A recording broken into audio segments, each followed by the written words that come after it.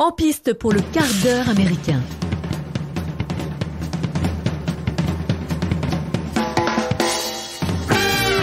Et bonjour à tous et bienvenue à vous dans cet épisode hors-série 10 du quart d'heure américain, hors-série consacré au film Bronx d'Olivier Marshall, film sorti en 2020 sur Netflix. Et attention, épisode full spoil. Et pour parler de ce film, je suis accompagné de Loris et de Mathieu. Bonjour les garçons. Salut petit minot, comment tu vas? Oui, ça va. Je nous mets dans le film directement. Directement. Accent marseillais, on y va ou quoi? Pas mal. C'est pas mal, j'aime. On y va? Oui, Bronx, film d'Olivier Marshall, sorti sur Netflix récemment et qui se déroule à Marseille et qui raconte l'histoire de l'équipe de la BRI, qui est une équipe d'intervention qui castagne un petit peu dès que ça chauffe. On est clairement dans l'univers de Marshall où c'est des flics Sales. urinés, sales, voilà. Ils sont très identifiés, donc avec des blousons, tu vois, blousons en cuir, la barbe, la clope, le whisky. C'est ça, les mecs se nourrissent que de clopes et de whisky. Mais d'ailleurs, un acteur mange des clopes pendant le film. Tu le vois pas, mais c'est ça exactement ce qui se passe. Ah ouais, non. Ils se nourrissent uniquement de cigarettes. Après, moi, tu vois, des personnages comme ça, moi, ça me va. Hein. On est clairement dans un film très balisé, avec dans le polar hard-boiled. Donc, il y a pas de souci. Moi, j'accepte ça. Hein. Et en plus, le cinéma de Marshall, qu'on a vu 36 Quai des Orfèvres, c'était un bon film. Il a fait d'autres moins bien. Mais moi, dès le départ, je vois ces personnages-là, je sais où je vais, je sais où il va m'emmener. Il y a pas de souci, je suis prêt à les accompagner à BRI. Sauf que la BRB, il me semble. Pardon? Et les deux. C'est les deux? Non, ouais. La brigade anti-gang et la brigade... Oui, mais nous, justement, on suit la brigade anti-gang. Ah oui, d'accord, ok. La BRI qu'on suit. Oui, ouais. Les autres, c'est la brigade de répression du banditisme. Ah, la BRB, du coup. Mais du coup, c'est vrai que d'habitude, Olivier Marshall, il prend un peu des acteurs qui transcendent les personnages, quoi. Enfin, je pense à Daniel Auteuil, tu vois, dans d'autres films. Ouais, ou Depardieu, ouais. Ouais, ou quand ils ont des flics sales comme ça, ils arrivent très bien à tout donner pour donner ce côté un peu en plus qui, donner un peu plus d'épaisseur au personnage. Ici, les acteurs, voilà, j'en connaissais pas. Enfin, Willy Capellian. C'est Stanislas Mérard. C'était Stanislas Mérard. Ouais, je le connaissais pas. Je l'avais jamais vu moi. Ah, moi j'avais vu dans Nettoyage à sec. Tu vois, il avait eu un César. C'est un bon acteur. Ah ouais. Je connaissais par contre Lannick Gautry parce que je l'avais vu dans un téléfilm sur TF1. La femme du lac, je crois. C'est la seule fois en fait où je l'avais vu. Après, on l'a vu. Bon, c'était le petit rôle au début au cinéma dans Brise de Nice, dans Les Poupées Russes. Okay. Après, c'est vrai qu'il est quand même connu pour avoir fait pas mal, effectivement, de téléfilms ou des séries. Ouais. C'est un visage, quand tu vois, tu l'identifies quand même. Tu sais pas, c'est le genre de comédien, tu ne connais pas forcément son nom. Mais tu connais sa tête. Après, t'as Caris. Oui. Voilà, c'est tout. Tu as David Bale. David Bale, c'était le mec qui jouait dans Banlieue 13. C'est le cascadeur. Mais c'est vrai que voilà, ce casting, je pense qu'après c'est un peu voulu. On veut un casting d'acteurs qui sont à peu près quadras, qui sont identifiés mais qui peuvent se fondre dans leur personnage. Donc moi, franchement, je suis partant. Je vois ça, il y a pas de souci. Ouais. Mais après, c'est ce qu'ils ont fait de ces personnages et puis tu commences à raconter l'intrigue. Ouais, Enfin, pour moi, il y a plein de choses qui vont pas parce que le scénario est hyper filandreux. On précise quand même qu'il y a Gérard Lanvin et Jean Reno. Ouais, il y a Gérard. En fait, pour moi, le souci commence avec Gérard Lanvin, que j'aime beaucoup. Hein, c'est pas lui le problème, mais dès que Gérard Lanvin apparaît, donc il est le vieux. C'est comme ça qu'il est. Son surnom, le vieux. Chef de gang. Voilà. Donc ils vont le transférer dans une autre prison. Ouais. Lors de son transfert, alors déjà, ils sont en train de disserter sur Tolstoï, le bouquin Anna Karénine. Donc c'est pour montrer qu'on a affaire à des gens qui ont de la culture, mais on est quand même des badass. Donc parce que le personnage du commandant de la BRI s'appelle Wronski. Donc il y a les personnages du roman d'Anna Karénine. Mais pour montrer que qu'on a de la culture mais qu'on est quand même badass, on caractérise, on identifie le personnage de Wronski dans le roman comme étant un enculé. C'est pour dire que nous, on a de la culture. Et attention, faut pas se méprendre. On est des méchants. Et avec cet échange-là, il va avoir en fait une demande, il va lui demander de faire un détour, de passer par l'hôpital où sa femme est hospitalisée mourante pour pouvoir la voir une dernière fois. Ouais. Alors, moi, je suis prêt à tout accepter. Et on se dit, non, mais là, on fait un c'est impossible. On fait un détour, un transfert de détenu, et c'est pas un mec qui a dealé du shit, hein. C'est un grand chef, sérieux, quoi. Et oui, donc il s'arrête à l'hôpital. À l'hôpital, donc il va voir sa femme, et en plus, sa femme pour la libérer en fait, de ses souffrances, bah, il va la tuer avec un oreiller. En l'étouffant avec un oreiller. Et le flic, même s'il sort, il voit tout ça, il sait tout ça. Ouais, donc il cautionne, il est complice. À partir de là, on m'a perdu. Ouais, ça te C'est sort le début tout de du suite. film. Ouais. Ça te sort tout de suite du truc en fait, parce que tu t'attends à tu cherches à te raccrocher à quelque chose de quand même cohérent pour rester immergé dans l'histoire. Et puis là, alors si demain on me dit oui, mais attends, mais effectivement, c'est inspiré d'un fait réel. Ouais, mais alors. Soit, mais la manière dont c'est amené, je n'y crois pas une seule seconde. Le fait réel, c'est le bar. Dans oui, le bar, après. Ça. Mais si on me raconte qu'en plus de ça aussi, ça a inspiré de choses qui est vraiment qu'il a connu, qui est arrivé quand lui-même était flic. Enfin, franchement, la manière dont c'est amené, j'y crois pas. Surtout qu'on sent la chose venir, comme ça donne de l'ambiguïté au personnage du commandant, parce qu'on ne sait pas où le positionner, si c'est un gentil ou si c'est un méchant dès le départ. Et tout de suite, en tant que spectateur, comme on est plus ou moins éduqué à ce genre de film, on comprend qu'il lui sera redevable. Comme il a accepté, tu vois, de l'emmener à l'hôpital, à un moment donné, ils vont forcément avoir à se revoir tous les deux. Et un échange de bons procédés. Voilà, plus ou moins. Parce que du coup, il y a cette tuerie dans le bar où justement il y a le nouveau chef de la police qui est Jean Reno en fait, qui vient se présenter et puis revoir un peu les forces qui sont là. Tout le monde arrive et du coup il y a un gang, 3 membres d'un gang qui arrivent pour fusiller un peu tout le monde. Et c'est de là que part un peu l'intrigue principale du film quoi. Ouais, c'est là qu'on va savoir qu'il y a des gangs qui s'opposent, les gangs espagnols, corses, de Marseille. C'est la guerre des gangs, c'est la guerre des polices. Ouais, voilà, dans les polices, il y a des pourris partout. Les flics sont tous corrompus parce que eux-mêmes revendent des informations, balancent des informations sur des deals de drogue à certains gangs. Donc donc il y a de la corruption dans la police, la guerre partout. On peut se dire bon, est-ce qu'il y a un personnage qu'on peut éventuellement sauver, auquel on peut se raccrocher ? Moi, je cherche pas forcément qu'il y ait de la morale dans un film, mais à un moment donné, il faut qu'on puisse éventuellement accompagner, s'identifier un personnage. Le commandant, Vronsky, il semblerait que ce soit lui. Il a une vie quand même moins chaotique que les autres. Moins chaotique. Parce qu'il a une femme déjà. Ouais, voilà. Les autres, ils ont aussi. Il y en a un, Willy, qui a aussi une femme. Enfin, mais c'est compliqué. Enfin, elle est alcoolo. Lui aussi, ils sont tous alcoolos. Enfin bon, ça. Ils sont à la police. Oui. Non, c'est pas gentil. Non, mais ils viennent tous avec un bagage trop lourd. Ouais.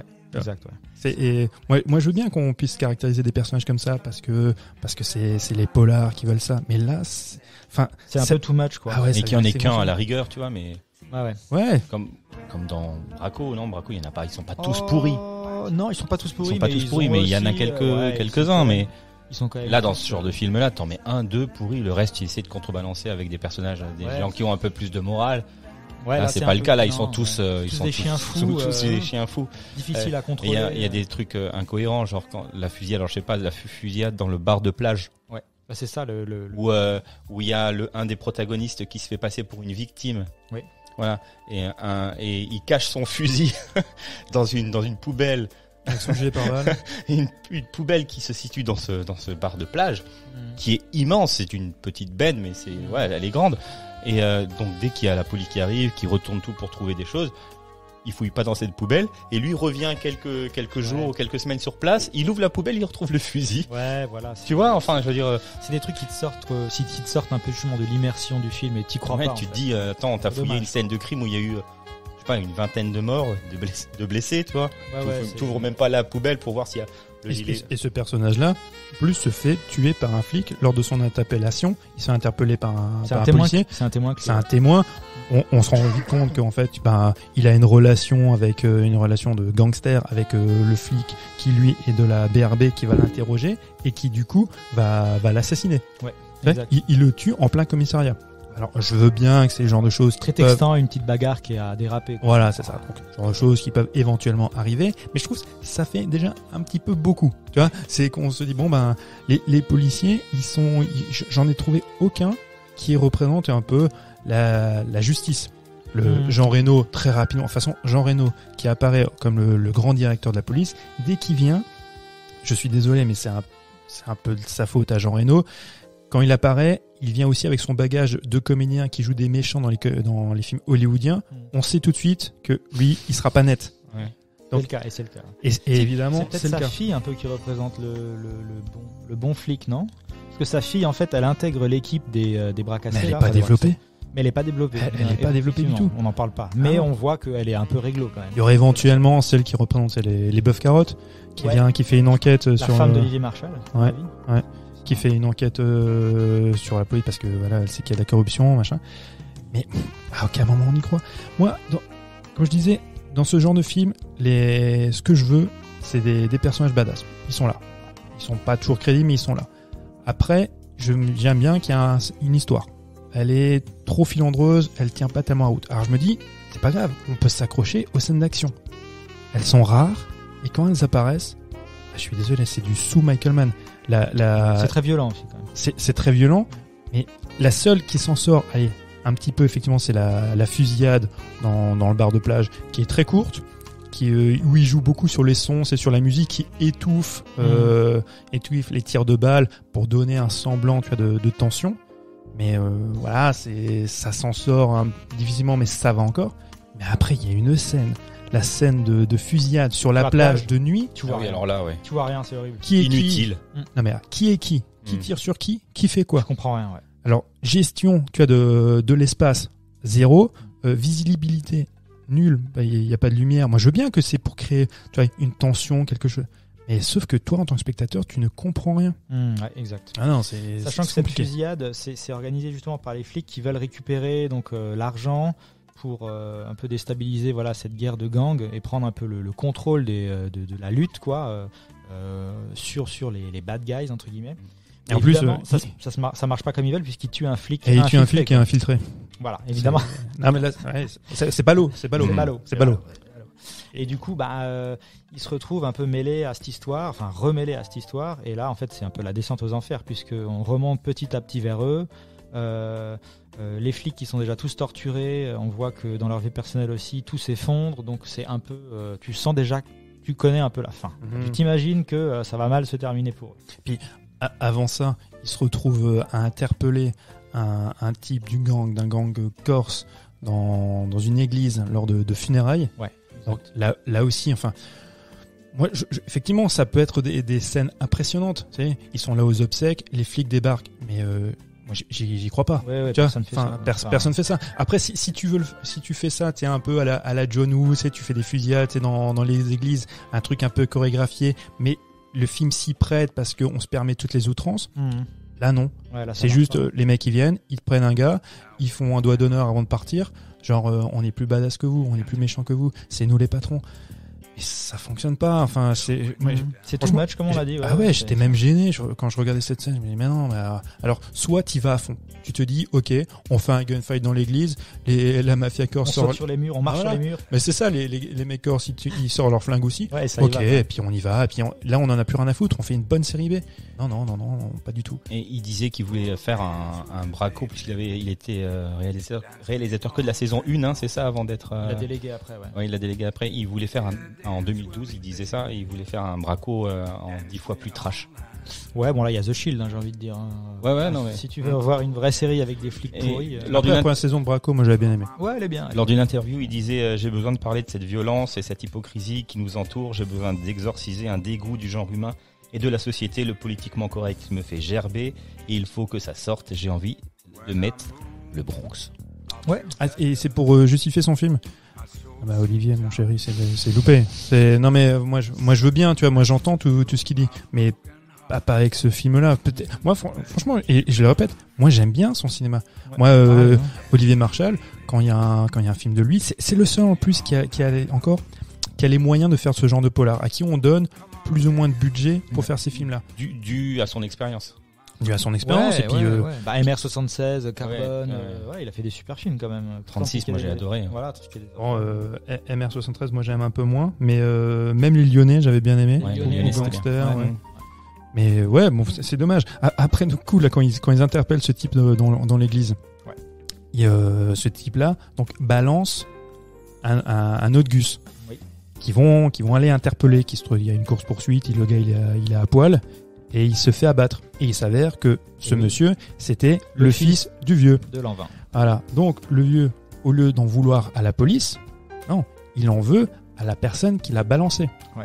Donc, il va faire exécuter l'autre type en pleine rue, à côté de son fils. à côté de son fils devant une école. C'est d'une violence extrême. C'est chaud, ouais. C'est hyper violent. Mais tout ça, tu vois, c'est compliqué à se raccrocher en fait à cette histoire. Ouais, oui. Et ça part dans tous les sens. Je veux bien, tu vois, qu'on fasse des scénarios des fois un peu complexes, tu vois, même un peu alambiqués. Mais là, on se perd Il a voulu complètement. beaucoup mettre de choses dans le même film, quoi. Ouais, Allez, c'est trop. hop, on le met là, on met ça, on met la corruption, on met de la drogue, on met des gangs, on met des alcooliques, on met des suicidaires, on met tout. Et ça continue ça jusqu'à la fin du film, jusqu'à la dernière minute, parce que du coup il y a le commandant en chef de la police des polices là, qui en fait se rend compte que ce groupe est tout pourri, évidemment. Et on l'aperçoit un peu dans le film, il regarde du coin de l'œil, on sait qu'il y a quelque chose qui se trame. Et en fait, à la fin, il va tous les faire exécuter. Tout le monde, en fait. Les méchants et, entre guillemets, les gentils, les flics aussi. Puisque, celui qui fait exécuter, c'est le policier de la brigade du flic qui était infiltré. Ouais, c'est oui, ça. et qui font Ouais, tuer c'est ça. aussi Jean Reno et sa fille. Tout le monde est tué. Tout le monde y passe. Et ça, t'es là, comme fin, t'es là, mais attends. Donc là, moi, c'est pareil. Je veux bien qu'on fasse des films nihilistes et qu'il n'y ait aucune morale. Mais Là, c'est encore too much. Voilà, là, c'est jusqu'à too la much. dernière Et minute. toi, en tant que spectateur, tu t'accroches à rien. Il y a un truc de base. Pour s'accrocher à un personnage, il faut le suivre dans sa chute. C'est-à-dire qu'au début, il faut que tu t'accroches à lui, que tu t'identifies à lui, et après qu'il y ait éventuellement une chute et que tu le comprennes. Mais là, non, on peut s'accrocher à aucun personnage. Exactement. Je te rejoins à 100%. Donc vous avez passé un moment moyen devant ce film. Mathieu, c'est plus énervé, je pense, que moi. Ouais, parce que moi, je suis en attente. Moi, j'aime bien ce genre de film. Voilà. Moi, je l'ai regardé en m'attendant à un film d'Olivier Marchal. J'avais les flics dégueux que je voulais avoir et je me suis pas forcément ennuyé. Par contre, moi non plus. effectivement, les incohérences, elles te font un peu souffler, quoi. Et puis voilà. Mais je me suis pas. Il y a une note comme positive. Ça se termine sur Immortel de Alain Bachung. Ah oui, elle est géniale cette Une chanson. super chanson. Ouais. Et voilà. Le coup de cœur de l'épisode du coup. Voilà. Immortel Et franchement, d'Alain si Bachung. vous aimez les flics sales, franchement, et vous avez jamais vu The Shield, regardez la série. Ah The oui, Shield. ça, c'est top. C'est magnifique. Ça raconte la descente, la chute aux enfers d'un groupe justement de flics un peu chauds à Los Angeles, dans un quartier difficile. Donc voilà. Bon, Et là, ça brasse tout. Hein. On brasse. Politique, de tout. C'est super. Ouais, merci les garçons. Voilà. Merci. Reco gratuite. Tu as vu Ouais, t'as vu ça? C'était pas prévu. Alors merci à vous les garçons, merci à vous de nous avoir écoutés. On vous conseille et on vous recommande de vous abonner à la Nuit Américaine sur votre plateforme pour être au courant des sorties par notification des nouveaux épisodes du quart d'heure américain ou de la Nuit Américaine. On vous répète qu'on est diffusé tous les lundis à 18h, un nouvel épisode chaque semaine. Et puis voilà, donc merci encore à vous de nous suivre. Vous pouvez nous suivre encore sur la page Facebook La Nuit Américaine, la page Instagram. Et en attendant de vous retrouver la semaine prochaine, passez une belle semaine. Voilà. Bah toi aussi, Mike.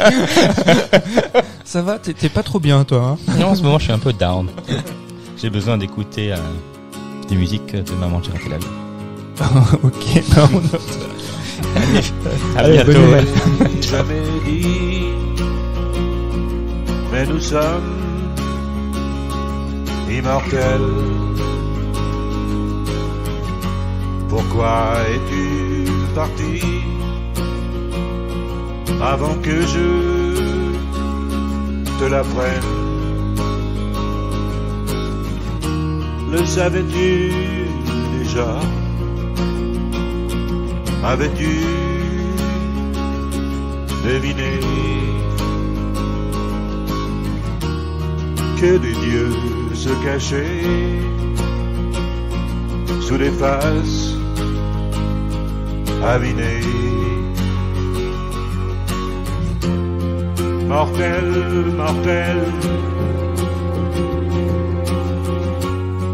nous sommes immortels. Je ne t'ai jamais dit, mais nous sommes immortels. As-tu vu ces lumières,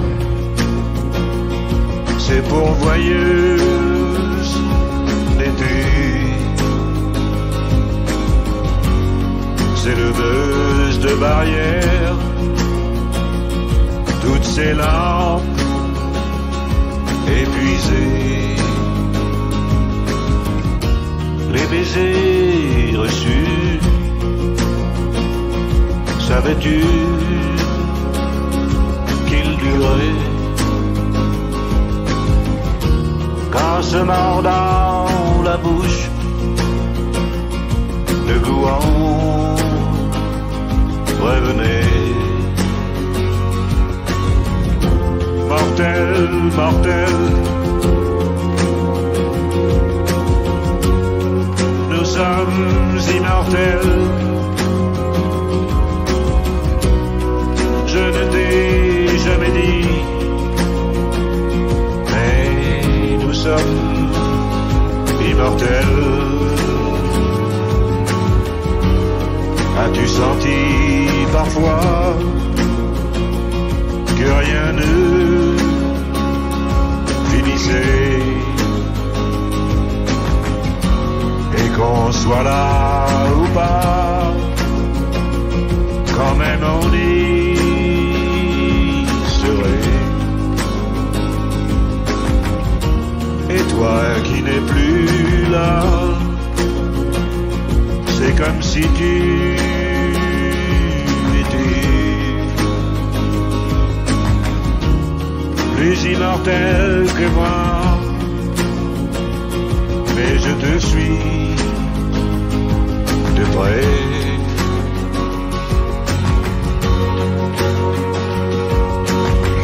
Mortel, mortel,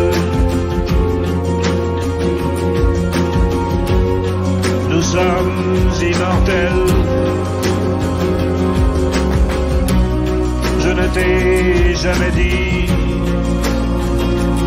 mais nous sommes immortels.